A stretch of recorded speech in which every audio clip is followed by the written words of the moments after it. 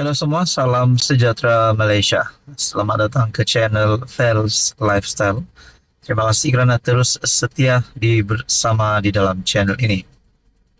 Tuan-tuan dan puan, ini satu keputusan Anwar yang terkini pada bulan Julai yang menunjukkan bahawa Datuk Seri Anwar Ibrahim memang selayaknya menjadi Perdana Menteri, dan ini pengumuman Anwar mengejutkan pembangkang, terutamanya Perikatan Nasional.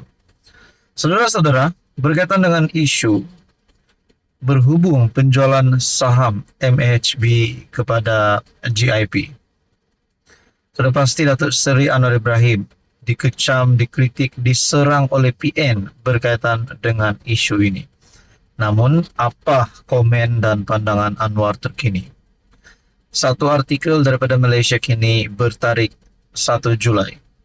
Saya pun tak tahu dia kira macam mana. Anwar persoal logik Perikatan Nasional. Perdana Menteri Anwar Ibrahim membidas pembangkang berhubung isu penjualan saham MAHB kepada Global Infrastructure Partners GIP. Berucap pada majlis perjumpaan Perdana Menteri bersama warga Jabatan Perdana Menteri di Putrajaya hari ini, Anwar berkata dia tidak memahami dakwaan pembangkang bahawa GIP akan mengambil alih lapangan terbang itu, sambil menyatakan bahawa Khazanah Nasional Berhad dan KWSP masih pemegang saham terbesar MAHB. Sebelum proses ini, 41% KWSP dan Khazanah dengan peralihan ini, 70% pegangan Khazanah dan KWSP. Sesetengah pembangkang kata, walaupun 30% mereka akan ambil alih, saya pun tak tahu dia kira macam mana, katanya. Kontroversi saham MAHB tercetus pada 15 Mei lalu apabila Khazanah memaklumkan bahawa Abu Dhabi Investment Authority dan GIP melalui GIP Aurea Pte Ltd akan membentuk konsortium untuk memperoleh saham dalam pengendali lapangan terbang itu. Keputusan itu mendapat kritikan daripada pelbagai pihak selepas mendapati BlackRock, sebuah syarikat yang dianggap mempunyai hubungan dengan Israel, sedang membeli GIP.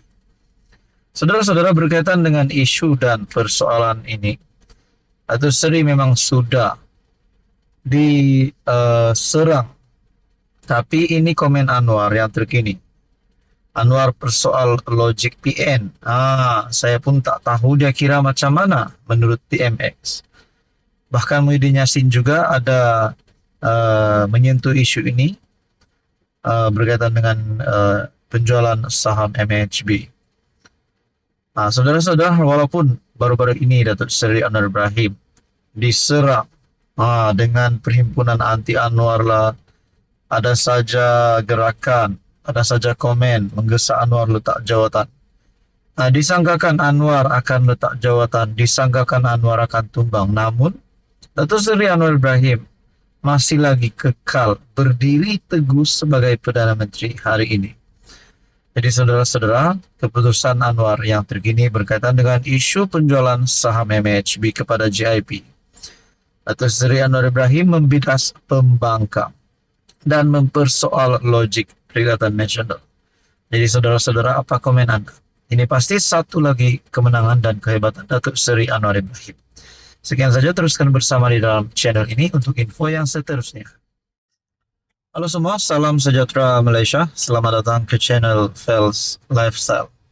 Tuan-tuan dan puan, baru-baru ini rakyat Malaysia dikejutkan dengan penyasaran subsidi diesel dengan kenaikan harga diesel di seluruh semenanjung Malaysia. Telah menjadi satu cerita panas, telah menjadi satu isu. Sudah pasti perkara ini akan membebankan rakyat. Namun saudara-saudara, Datuk Seri Anwar Ibrahim sendiri ada membuat pengumuman ini untuk kebaikan negara. Jadi saudara-saudara, baru-baru ini pula Menteri Ekonomi Rafizi Ramli ada membuat kenyataan berkaitan dengan penyasaran subsidi yang terbaru. Nah, berkaitan dengan ini, satu artikel daripada Malaysia Kini bertarikh 1 Julai. Kenyataan daripada Ong, pengumuman mengejut penarikan subsidi RON 95 akan undang tindak balas negatif. Nah, saudara-saudara, adakah dengan ini harga minyak petrol pula RON 95 akan penarikan subsidi bagi RON 95 akan dilaksanakan, dan dengan itu kenaikan harga RON 95 akan berlaku. Nah, itu menjadi persoalannya, namun bila akan berlaku. Menurut Ong, pengumuman mengejut penarikan subsidi RON 95 akan undang tindak balas negatif.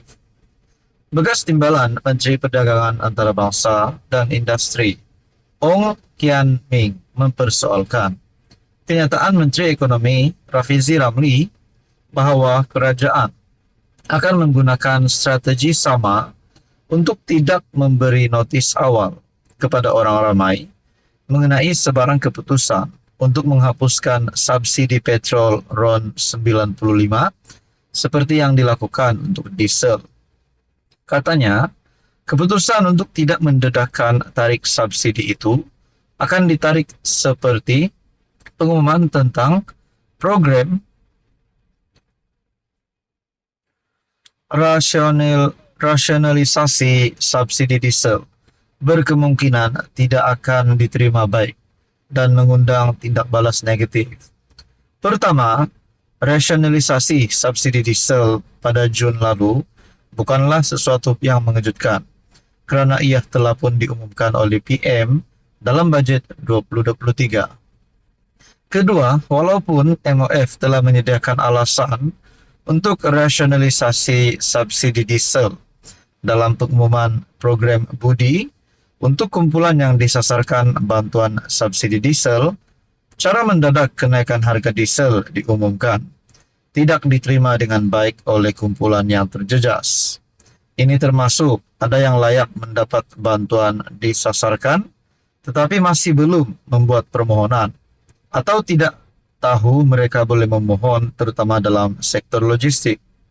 Memandangkan tindak balas terhadap cara rasionalisasi subsidi diesel dijalankan, jangkaan tindak balas orang ramai terhadap dasar rasionalisasi subsidi petrol mengejutkan akan menjadi lebih besar, kata Ong, yang adalah timbalan menteri dari 2018 sehingga 2020. Dia merujuk contoh mengenai persoalan berterusan mengenai mengapa pangkalan data padu tidak digunakan untuk program subsidi diesel yang disasarkan. Pada masa ini, mekanisme harga otomatik mingguan untuk produk petroleum ditetapkan pada RM RM2.05 seliter untuk RON 95, RM RM3.47 seliter untuk RON 97, dan RM RM3.35 seliter untuk diesel di Semenanjung Malaysia. Diesel bersubsidi di Sabah dan Sarawak kekal pada RM RM2.15 seliter. Apa komen anda dengan isu ini?